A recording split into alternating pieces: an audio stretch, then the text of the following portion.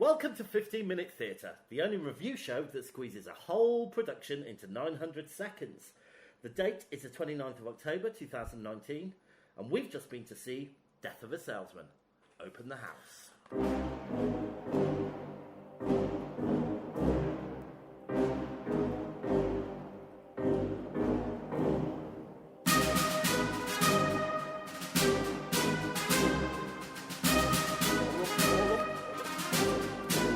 Hello, Victoria Webber. Bonjour, Gary Wedin. How you doing? I'm alright, thanks. Yeah? How are you? I'm alright. Yeah. I'm feeling the weight of the world on my shoulders. Why's that? Well, you know, work and life and dreams and ambitions. A bit like Willie Lomas. Who's this guy, James? The guy from Death of a Salesman. Get out of town. Yeah. So, we've just been to see this play, haven't we? We have. Shall I give you a little fact file about it? Well, that would be delightful. Okay. It was written by Mr. Arthur Miller. Classic playwright. Directed by Marianne Elliott and Miranda Cromwell. Two lady directors, I'm happy to hear. Musical director, Ferry Temerwell. That is a great name. And the designer was Anna Fleischl. Yeah. Yes, she was. It's at the Piccadilly Theatre, running until the 4th of January 2020. And the runtime was 3 hours and 15 minutes. Gosh. Bit of an epic. Yeah. Vicky, would you mind to give us a synopsis, please? Well, unfortunately, we did see this a few weeks ago, and my brain has been through a lot since then. Yeah. So basically, the central character is a man essentially having a breakdown and sort of pulling the rest of the family down with him. That would be my synopsis. Oh, right, okay. Short and... I was zoning out, man. sweet. I've got to zone straight back in. I'm going to tell you a secret. What's that? This is my favourite play. Is it? Yeah. Oh, isn't that nice? Yeah. I've seen it. This is the third time I've seen it. Really? Yeah. Who... have you seen any other big names in No, it? it's been too long since I remember. Okay. But I remember the first time I went to see it and I was blown away by it. I thought it was excellent. And I must say, I felt much the same about this version. Yeah. Yeah. What did you think? Yeah. I really, really enjoyed it. Yeah? Yeah, it didn't feel like 3 hours and 15 minutes at all. No, it didn't. It flew by. It really did. Yeah. Yeah. So, the premise is that Willie Lomas is a troubled man coming to the end of his career. All his dreams and ambitions have been kind of slowly deteriorated and destroyed over the years. And he's got a terrible relationship with his sons. Well, he was hoping, I think, that one of his sons would realise his own dreams and ambitions and feels very let down by him. And we saw that through some dabbing. There was some... Is it called dabbing? Yeah. There was some sort of slow-mo past flashback bits where they did some poses, dabbing. I can't remember the other ones now. Ah. I'm not sure that we're entirely making this very clear. Well, but I thought the flashback worked very well. Yes. Should we talk a little bit about the performances? Yes. Okay, so... Bring up the names, because we're yeah, terrible. I don't We're think terrible at names. Really bad at So names. standout performance, I think, for you, I'm going to speak on your behalf, was Sharon D. Clarke. Ah, Sharon D. Clarke from Doctor Who. Yeah, well, we saw her in something else, didn't we? We did. We saw her, I want to say, it was the Laundrette Mysteries. God, what was it called? Oh, We really I wish you hadn't brought that up. We really have terrible memories at the moment, don't we? But she was very good in that. She was very... And she was exceptional in this. Yeah, really good. I really like her. Yeah, I also thought the children, Biff and Happy, were excellent as well. Yes, very much. In fact, everybody was brilliant. But should we spend a little time talking about... Wendell Pierce? Yes. Yeah, so he was Bunk in The Wire. Mm-hmm. So people who are familiar with The Wire will be familiar with him. I only watched theatre and film. Okay, you don't. But yeah, he was great. He had very much sort of started off very big and got bigger. Yeah. There wasn't a lot of there was a lot of light and not much shade. Is that the right way? Yeah. So it was a very big performance, but I thought he was great. I'll tell you what didn't work for me. What was that? It was when he was like falling into insanity. Right. His mental health portrayal was a little bit cliche over the top for me. It kind of turned me off from his performance, to be honest. Because you know a lot about mental health issues, don't you? Well, Not I through beg your you, pardon. through your work. Well, yeah, maybe. Yeah. But it just didn't stick with me, and it kind of... That was my only real criticism. Oh, no, I really liked him. I thought he was great. Okay. What do you think about staging? I thought it was staged really well. It had a set that moved a bit. There was like a bedroom area, a kitchen area, and things sort of like the table and chairs came down from the ceiling when they were in the kitchen and then went back up. And then things sort of moved up and down so they could rearrange the set into like a bar bit. Uh-huh. I thought it was very clever. There was also an addition to this play, and that was music. Oh, there was some singing. There was some singing. Very good singing. Well, Sharon D. Clarke, we know, is an excellent singer. Excellent singer. And I was very happy she got to do some numbers. Yes, me too. Yeah. Wow. Okay, so lighting and special effects. Special effects, there weren't really any. Not really. I mean... there were like some lighting. There were some lighting sound changes, which works very well with the flashbacks. Yeah. Lighting was good.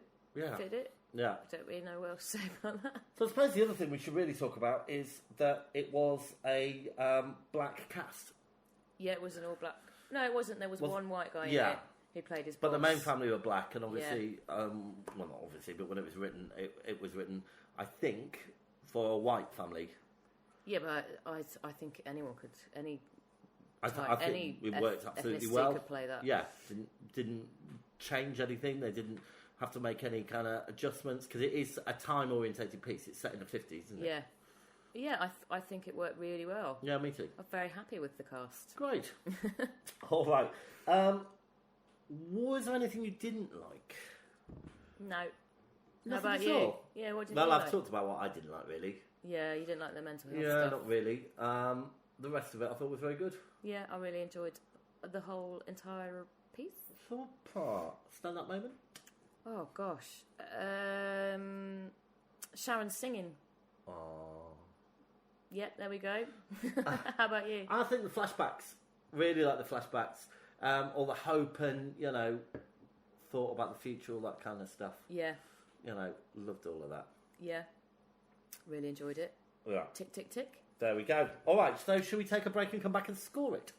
Yeah, let's have a leisurely break. Oh, what should we do? Should we have some mince pies? We could do. It's not Christmas, though. Okay, it's not fine. December yet. Okay, so fine. No, we won't. Let's have some Bakewell tarts. Okay, fine. Great.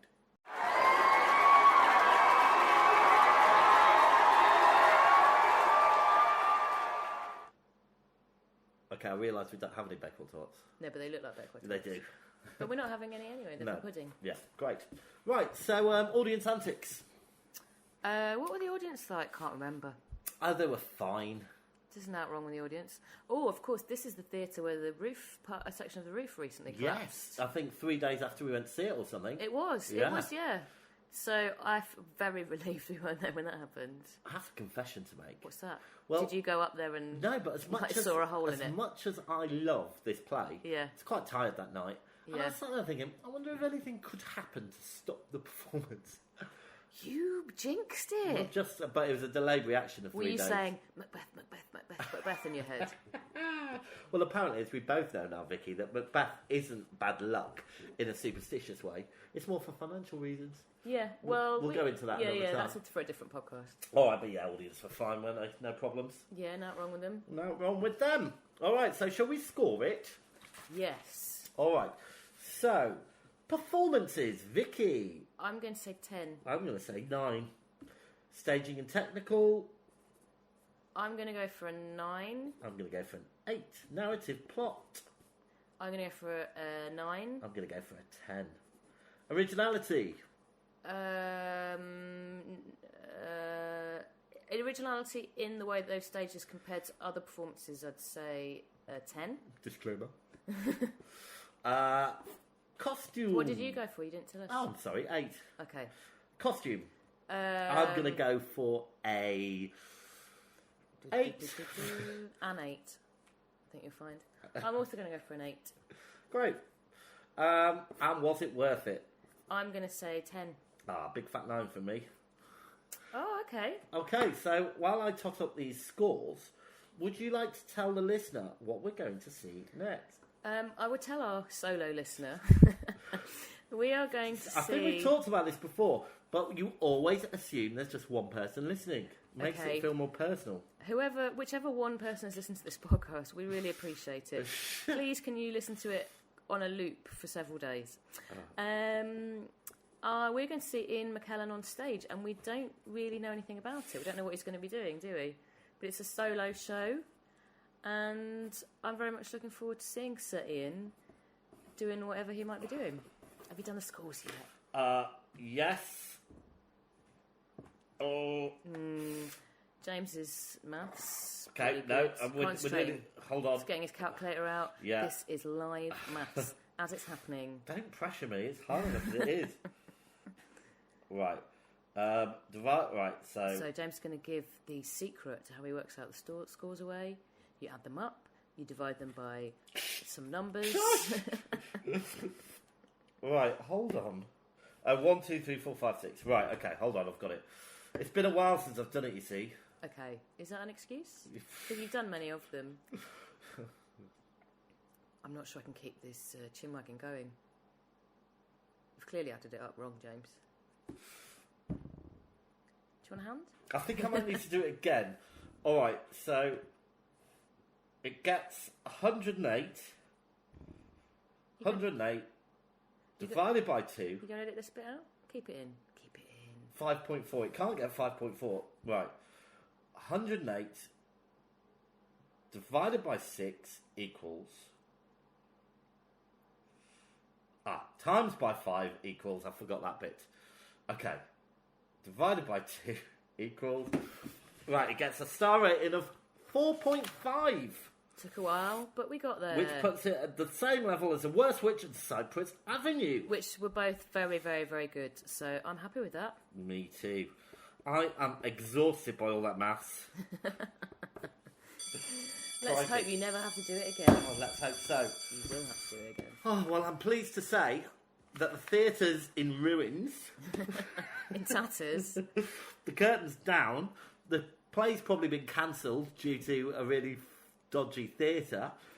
And that was, and I do hope, and seriously now, that everybody who was injured in that catastrophe, in the accident, is all right. And I hope that the play's up and running and everyone's good and happy. And if you are unable to see it because of that, listen to our review. That's probably just as good. I feel like they've not closed it, but I don't know. But if you get a chance, go and watch it. Yeah.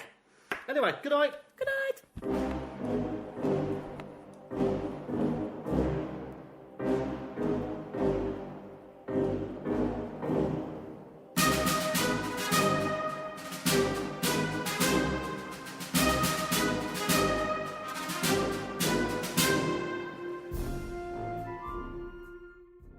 If you're brave enough to have your theatre production reviewed, please contact us at 15minutetheatre@gmail.com.